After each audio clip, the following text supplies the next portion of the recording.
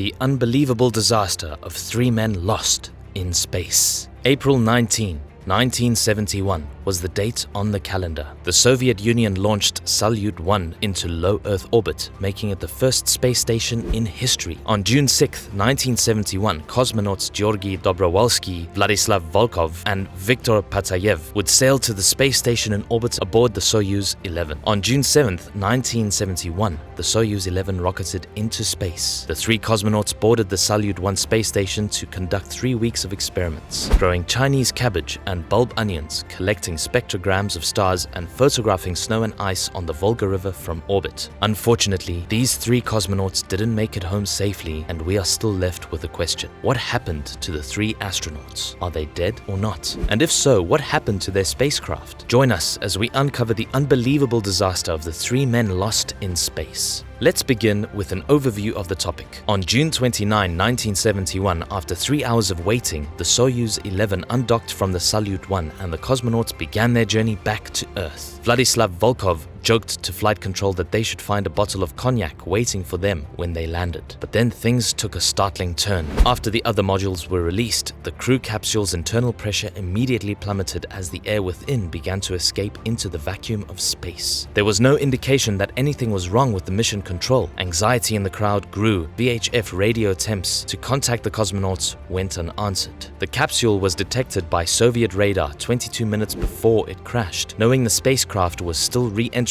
Earth's atmosphere and would soon be locked in a cocoon of plasma, they knew it would be impossible to make contact. Hope was restored a few minutes later when the space capsule's drogue parachute deployed and the main parachute canopy unfurled. But 10 minutes before touchdown, helicopter crew members noticed the Soyuz 11 gently swaying back and forth beyond the spectacular parachute and knew everything was fine. Nothing new from the crew as of yet. When the helicopter pilot reported that the capsule had landed safely, Mission Control was overjoyed. After 3 weeks in space, the band had just landed nearby and were minutes away from opening the hatch and delivering their cognac and other home comforts to the cosmonauts. The rescue team arrived 2 minutes after the Soyuz 11 touched down and began pounding on the hull to rouse the crew. Next is the complication of the capsule. But no one answered the door. One of the rescuers' faces wrinkled with concern and confusion as they opened the hatch. The recovery team found the 3 cosmonauts slumped and unmoving inside the capsule. Blood was dripping from their ears and noses, and dark patches on their faces resembled bruises. Dobrowolski, one of the spacemen, was found to be still warm, but CPR attempts were fruitless. In the beginning, communication between the rescue team and Mission Control consisted of just 3 digits, 1-1-1. This code represented the cosmonauts' health. Condition scores of 5 indicated perfect health, 4 indicated moderate health, 3 indicated minor injuries, 2 showed moderate to severe injuries, and 1 indicated fatal injuries. Just what went down there? Investigations into the deaths of the 3 cosmonauts led to the conclusion that Dobrowolski and Volkov had unstrapped themselves from their seats to locate the source of the air leak. Activity monitors revealed their heart rates increased significantly during the search. Unfortunately, time was not on their side. Patsayev's pulse slowed as his body ran out of air after only 50 seconds. And the other 2 cosmonauts died after 110 seconds. The malfunctioning valve was ultimately determined to be the root cause of the space disaster. Their passing saddened the entire nation, and their funeral was a great, epic spectacle. Following that, what happened to the astronauts? The Soviet Union halted all human spaceflights while engineers updated the Soyuz spacecraft. All cosmonauts must wear spacesuits during takeoffs and landings. However, Russia is not the only country with a space tragedy that resulted in the deaths of brave astronauts. The development of reusable space shuttle technology propelled the United States to the forefront of space exploration. However, even the most advanced spacecraft might encounter problems. Since the first space shuttle launch on April 12, 1981, the United States and its residents had grown accustomed to seeing the shuttle take off, and many people had lost interest in space travel by January 1986. The program has been running smoothly since its inception. Nonetheless, the situation would quickly deteriorate. STS-51L astronauts boarded the Challenger early on January 28, 1986. The weather was sunny and calmed this Tuesday morning. Payload specialist Krista McAuliffe was a civilian, a schoolteacher, and a mother of children, which heightened interest in the launch across the United States. She participated in the Teacher in Space program, and her trip indicated that space was no longer restricted to only the best combat pilots in the United States. The shuttle's commander was Dick Scobie, The pilot was named Michael Smith, and the mission experts were Ellison Onizuka, Judith Resnick, and Ronald McNair. Gregory Jarvis was Christina McAuliffe's payload specialist partner. Adding to that, the recordings were taken to determine the error in the rocket booster. A regular American citizen, Krista McAuliffe, launched into space for the first time at 11:38 a.m. on the Space Shuttle Challenger from Cape Canaveral in Florida. The space shuttle burst into a ball of fire and smoke barely 73 seconds into the journey, dissolving in front of hundreds of people on the ground, including Krista's family and a group of students, and millions more watching the launch on television. And what exactly happened? We mentioned before that it was a cool morning. The tower was covered in ice 2 hours before liftoff. Overnight measurements by the ice crew revealed that the left solid rocket booster was at -4 degrees Celsius,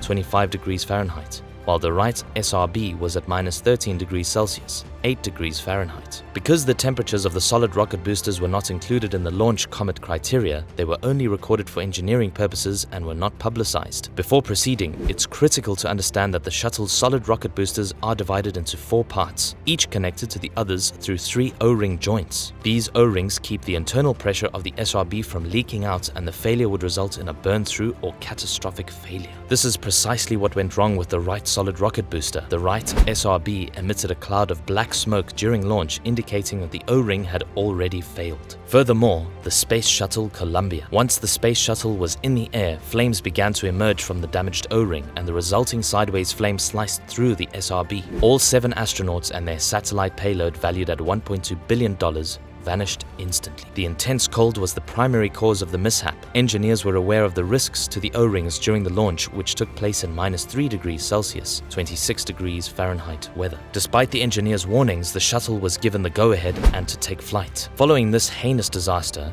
NASA paused the space shuttle program for 2 years while their engineers replaced various shuttle components. However, this was not the last space shuttle incident. The first space shuttle, Columbia, was launched in April 1981. The shuttle took off again 27 times after its inaugural flight, and on January 6, 2003, it was on its 28th mission. The STS-107 crew consisted of 7 people: Mission Commander Rick D. Husband, Pilot William C. McCool, Payload Commander Michael P. Anderson, Israeli astronaut Elon Ramon, in the role of the payload specialist, Flight Engineer Kalpana Chawla, a veteran of mission STS-87, and U.S. Navy Captains David M. Brown and Laurel Blair Sultan Clark in the roles of mission specialists. According to all appearances, the launch went off without a hitch. During their 16-day journey, the astronauts worked in 2 12-hour shifts, day and night, to accomplish 80 unique scientific experiments. Next, the descending of the space shuttle. The mission was complete, and the Space Shuttle Columbia was set to re-enter the atmosphere and land on February 1st, 2003,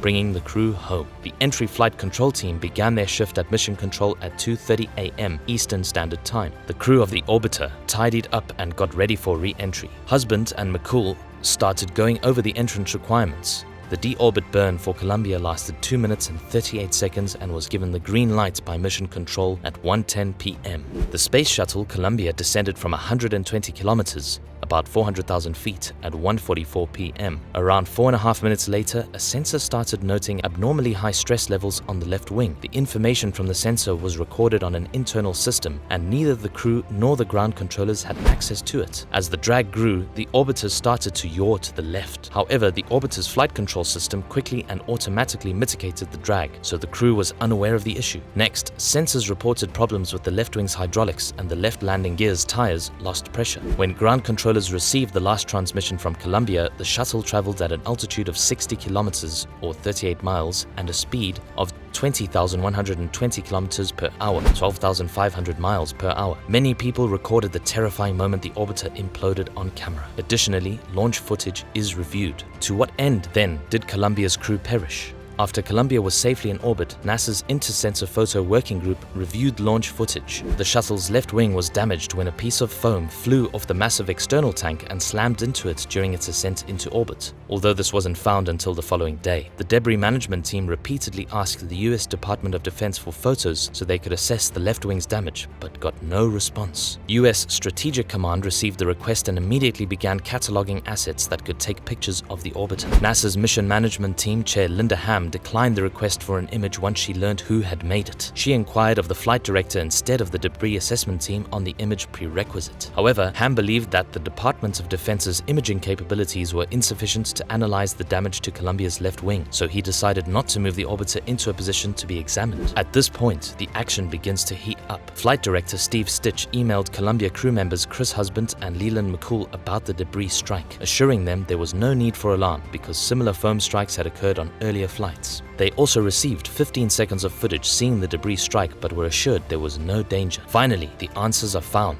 They were mistaken. That much was obvious. Columbia Accident Investigation Board members conducted a test using a space shuttle wing component. They blasted a chunk of foam at high speed at the exact area where a piece of foam impacted Columbia's wing, which is what occurred. After firing a block of foam insulation at the right wing, the investigators blew a 60-centimeter, 2-foot hole, much to the astonishment of bystanders. This was conclusive evidence that the debris strike caused Columbia's destruction and her crew's deaths. This mission was the last of its kind, and the space shuttle program was subsequently cancelled. The Russian Soyuz program and SpaceX's rockets have been used to launch astronauts into space. We have to wrap this up for now because there is no more time. Our astronauts are heroes, and we hope you enjoyed this video and gained some appreciation for their sacrifice. In the meantime, I hope you'll return to see much more amazing cosmic stuff.